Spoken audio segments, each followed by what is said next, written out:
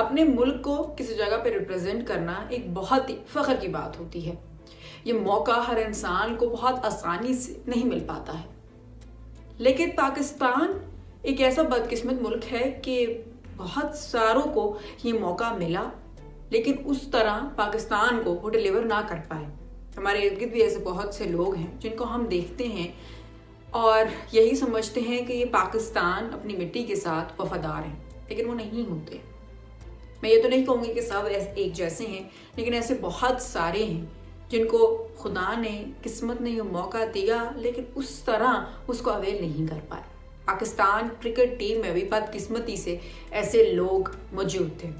आज मैं जिस शख्स के बारे में बात करने वाली हूँ, उसका करियर बहुत ही थोड़ा था। बहुत ही थोड़े टाइम के लिए वो पब्लिक आए में रहा, लेकिन थोड़े टाइम में भी जो उसने कारनामे सर अंजाम दिए वो आज भी हर इंसान को याद है।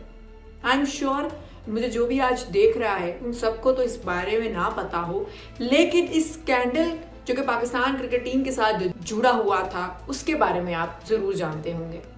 वीडियो के आखिर तक मेरे साथ जुड़े रहिए ताकि आपको पता चल जाए कि मैं किस इंसान के बारे में बात कर रही हूँ। अस्सलाम वालेकुम, मैं रानिया जावेद पिच में पाकिस्तान के साथ आप सबको मैं वेलकम करती हूँ एक और नई एपिसोड में।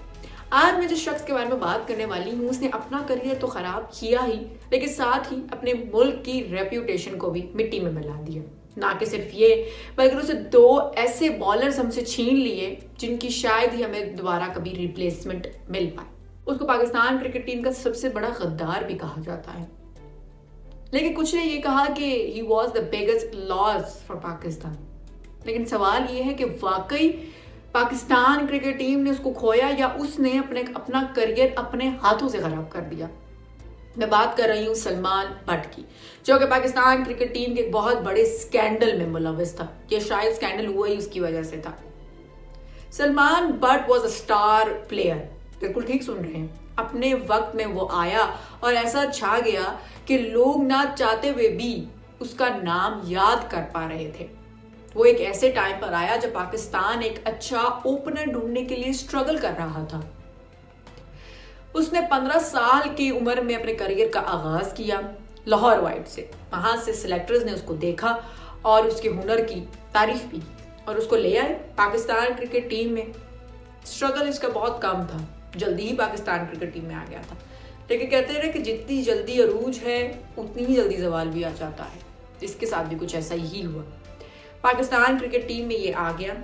इंग्लैंड के खिलाफ पाकिस्तान ने खेलना था टेस्ट, और इसको टेस्ट स्क्वाड में 2000 में शामिल कर लिया गया, लेकिन ये कुछ खास परफॉर्म ना कर पाया। फिर उसके बाद 2002 में सईद अनवर ने रिटायरमेंट ले ली। जब सईद अनवर ने रिटायरमेंट ली तो पाकिस्तान और सर पकड़ के बैठ गया, क्योंकि पाकिस्तान के पास उस जैसा कोई भी ओपनर मौजूद नहीं था जो कि इतनी खूबसूरती से ओपनिंग कर पाता। पाकिस्तान के पास कोई भी चारा नहीं था, इसलिए उसने सलमान बट को एक और चांस दिया। बहुत सारों ने तो उसको पाकिस्तान का अगला सईद अनवर भी बोला, लेकिन क्या वाकई सईद अनवर था? उस तक पहुंच पाया नहीं। 2003 में पाकिस्तान ने खेला बांग्लादेश के खिलाफ टेस्ट, उसमें भी ये बुरी तरह फ्लॉप हो गया और इसको टीम से ड्रॉप कर दिया गया।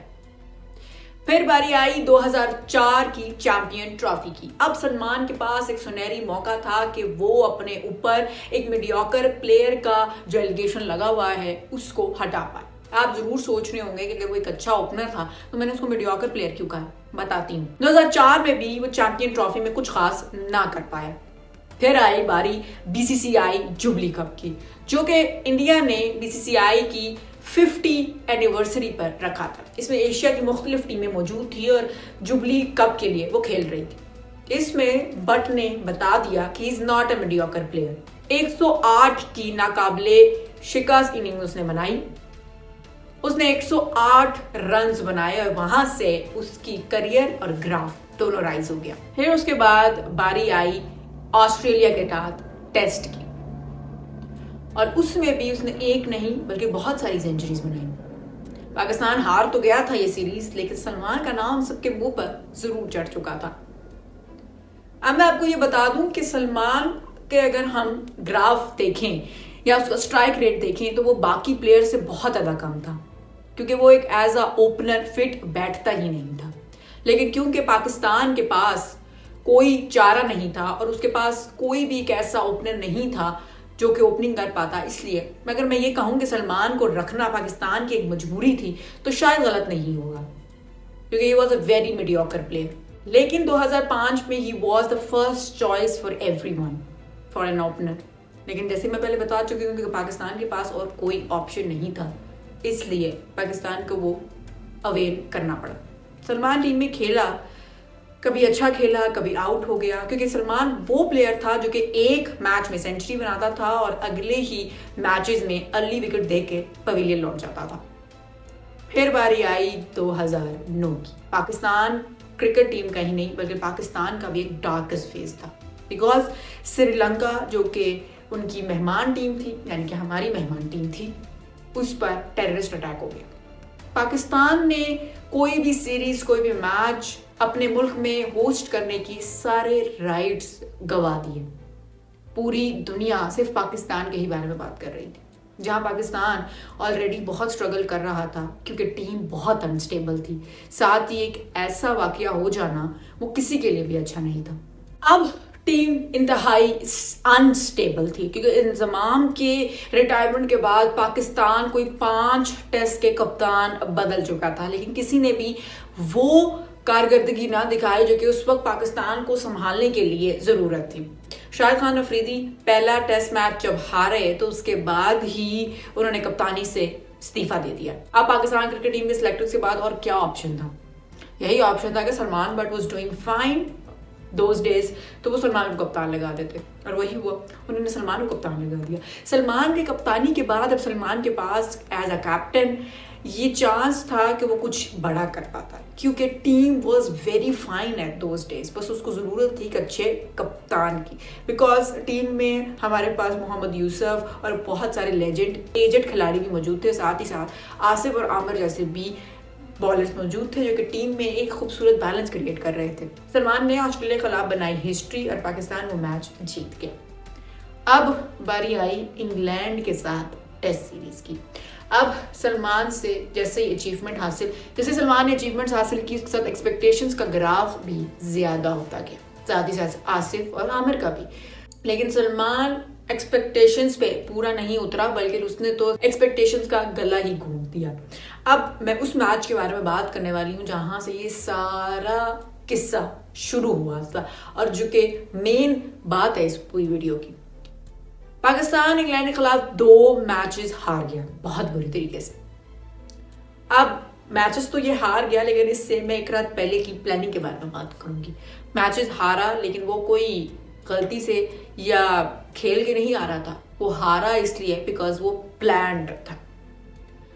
इस मैच से कबल सलमान मिला बुकी मजर मजीद से, जहां पे उसने डील डन की, स्पॉट फिक्सिंग की, यानी कि उसने आसिफ और आमिर को 15,000 पाउंड्स दिलवाए, खुद भी पैसे लिए और यही डील डन करवाई कि मैच तो हम हार जाएंगे इंग्लैंड से।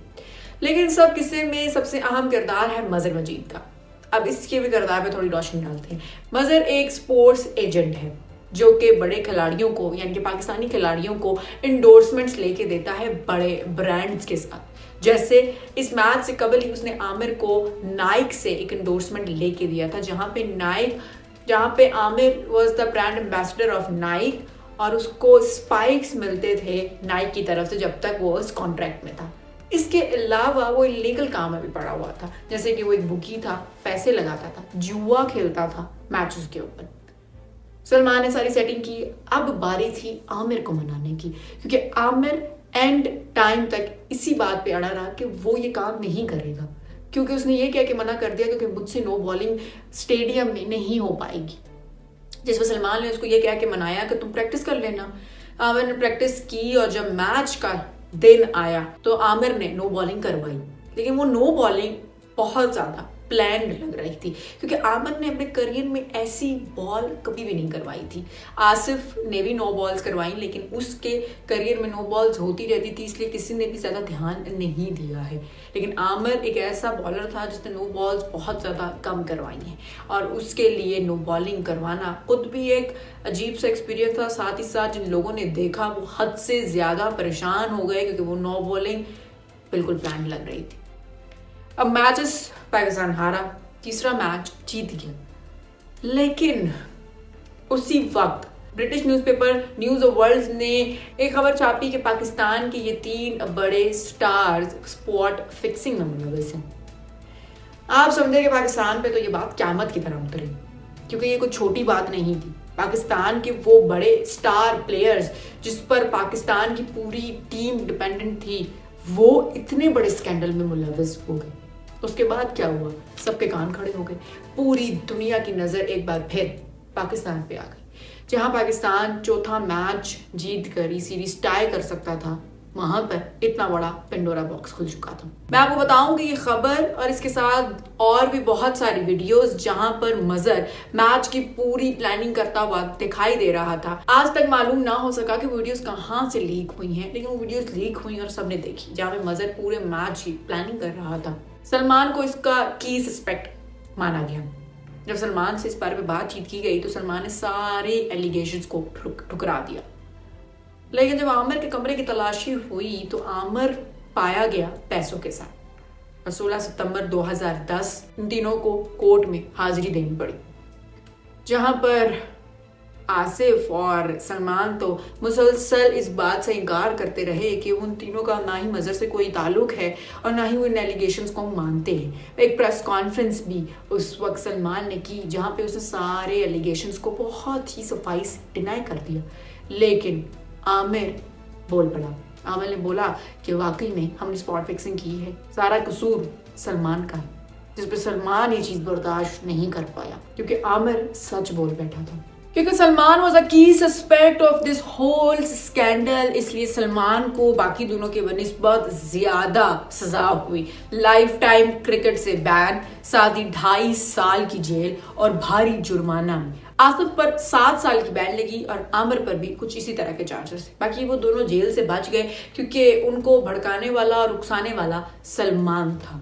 2012 में जब सलमान जेल से बाहर वापस आया तो वो बिल्कुल तैश में था और उसने मोहम्मद आमिर पर सारे इल्जामात लगा दिए और यही कहा कि मैं किसी भी एलिगेशन को आज भी नहीं मानता हूँ, ना ही मैं मजर से इन सारी प्लानिंग्स के लिए मिला करता था। मैं आपको बताऊं कि 2012 में जहाँ पे आमिर पे सारे एलिगेशंस लगे, उसके बाद 2015 में फाइनली सलमान ने ये सारी चीज़ें एक्सेप्ट कर ली कि हाँ उसी ने स्पॉट फिक्सिंग की थी। सोचने की बात यह है कि सलमान को शायद 5 साल लग गए इस चीज़ को एक्सेप्ट करने में कि उसने अपना करियर तो ख़राब किया, साथ मुल्क की भी धज्जियां उड़ाई। ये शायद अल्फाज बहुत ज़्यादा मामूली होंगे, लेकिन अपना करियर ख़राब करना, साथ ही पाकिस्तान से 2 ऐसे प्लेयर्स छीन लेना जिसकी रिप्लेसमेंट शायद पाकिस्तान दोबारा कभी ना कर पाए। आमिर का करियर ख़राब करना, आमिर ने कमबैक किया लेकिन उस तरह का कमबैक वो ना कर पाया क्योंकि वो पहले जिस तरह वो पहले खेला करता था। ये सिर्फ ना सिर्फ आमिर की बल्कि पूरे पाकिस्तान क्रिकेट टीम की एक बदकिस्मती है। इस वीडियो को मैं इसी तरह इख्तिताम करूंगी कि जब खुदा किसी को मौका देता है कुछ अच्छा करने के लिए, कुछ अच्छा सर्व करने के लिए या अपने मुल्क के लिए कुछ करने के लिए, तो हम सबको चाहिए कि हम अपने मुल्क के साथ वफादार रहें। कुछ चंद पैसों के अवज़ हम अपने मुल्क को नहीं बेच सकते। शायद इंसान अपना ज़मीर तो बेच सकता है, लेकिन मुझे ये नहीं मालूम कि किस तरह इंसान अपने मुल्क को बेच सकता है। तो जी नाज़रीन, आज के लिए इतना ही। मिलूंगी आपसे अगली वीडियो में। तब तक दे मुझे इजाज़त। अल्लाह हाफिज़।